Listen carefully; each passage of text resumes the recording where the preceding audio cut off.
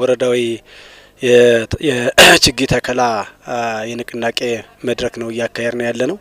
እቺ ቦታዋ ልዩ ቦታዋ ቆንጨርሳ ሰበራይ ይባላል። እዚህ ቦታ ላይ የምናከናውነው 1.5 ሄክታር ነው። 10500 ችግኞችን ነው ዛሬ ላይ እንደ ወረዳ የንቅናቄ ወይም የተከላ ማስጀመሪያ ፕሮግራም እያካሄድን ያለነው ማለት ነው።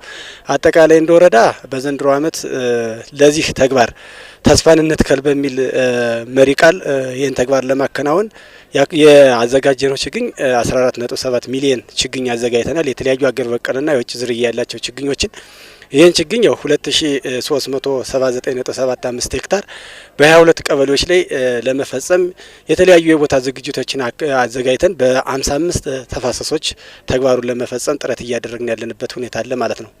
ስለዚህ ይህንን የምናደርገው አሁን ይህን የምናደርገው በዋናነት ችግኞችን መትከላችን ብዙ ጠቀሜታዎች ብዙ በዘርፈ ጠቀሜታዎች አሉት። ከጠቀሜታዎች መካከል ኢኮኖሚካል ቫልዩ ያላቸው እንዲሁም ደግሞ ለተለያዩ አካባቢን ውበት ሊያስቡ የሚችሉ ችግኞችን ነው እየተከልን ያለ ነው ማለት ነው።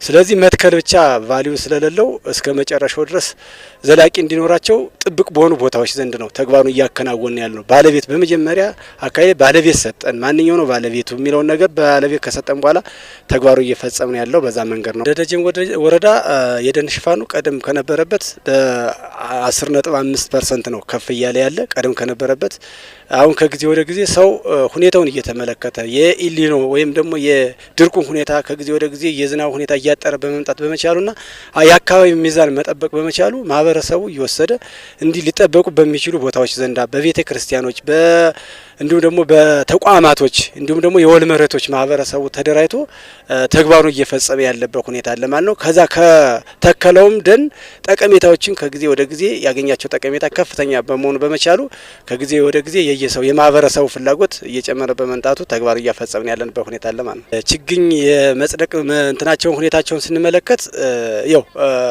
አብዛኛውን ጊዜ ነው 95% ነው እንደኛ ወረዳ ማለት ነው ካለው ከተከነ 95% የመጽደቅ ወይም ደግሞ በባለቤትነት ይዞ ሰስቴኔቢሊቲያቸው ያለው ሁኔታ 95% ነው።